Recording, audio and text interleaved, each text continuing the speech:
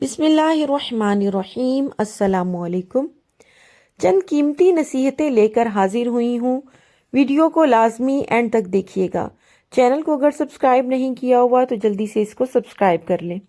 نصیحت نمبر 1 ہے، اپنی راز کی باتیں اور نعمت کا اظہار ہر کسی کے سامنے نہ کریں، بلکہ اس کے لیے کچھ مخصوص مخلص ہمدرد خیر خواہ لوگ ہی کافی ہوتے ہیں۔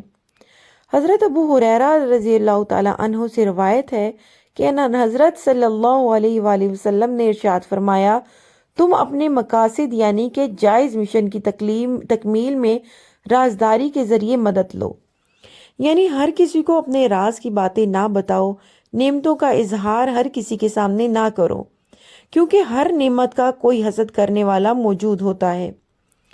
حضرت عمر بن عبدالعزیز رحمۃ اللہ علیہ کا قول ہے کہ آپ کا یہ دل رازوں کا برتن ہے، دونوں ہونٹ اس کا تالا ہے اور زبان اس کی کنجی ہے، پس ہر انسان کو چاہیے کہ خود ہی اپنے راز کی کنجی کی حفاظت کرے، یعنی اپنی زبان کی حفاظت کرے۔ نمبر 2، بھائی بہنوں یا آپس میں دو دوستوں کے درمیان اتفاق پیدا کرنے والے اعمال۔ امام حاتم الاسم رحمۃ اللہ علیہ فرماتے ہیں کہ 4 چیزیں ایسی ہیں جو بھائیوں بہنوں یا دو دوستوں کے درمیان نفرت کینہ کو ختم کرتی ہیں۔ نمبر 1، جسمانی طور پر ایک دوسرے کی مدد کرنا۔ نمبر 2، نرمی اور اچھے اخلاق سے آپس میں گفتگو کرنا۔ نمبر 3، ایک دوسرے کی مالی تعاون سے غمگساری کرنا۔ نمبر 4، اور پیٹھ پیچھے ایک دوسرے کے لیے دعا کرنا۔ نصیحت نمبر 3، اپنے ذہنی سکون کے لیے 3 چیزیں کم رکھیں۔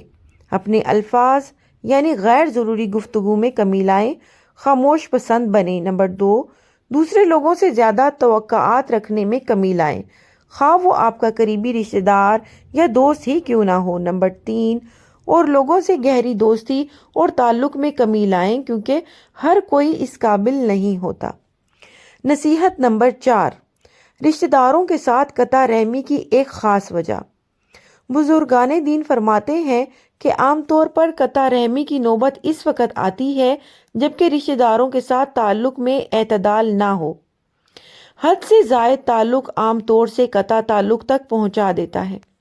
رشتہ داروں میں شرعی اور اخلاقی حدود سے زیادہ میل جول، ہر روز ایک دوسرے کے گھروں میں گھسے رہنا، ایک دوسرے کے ذاتی معاملات میں مداخلت اور اپنی رائے پر دوسروں کو مجبور کرنے کا رویہ، ایک دوسرے کے ذاتی معاملات کی کھود کرید اور اوروں کے گھریلو معاملات سے باخبر رہنے کی کوشش کرتے رہنا، یہی وہ چیزیں ہیں جو فتنہ کو جنم دیتی ہیں۔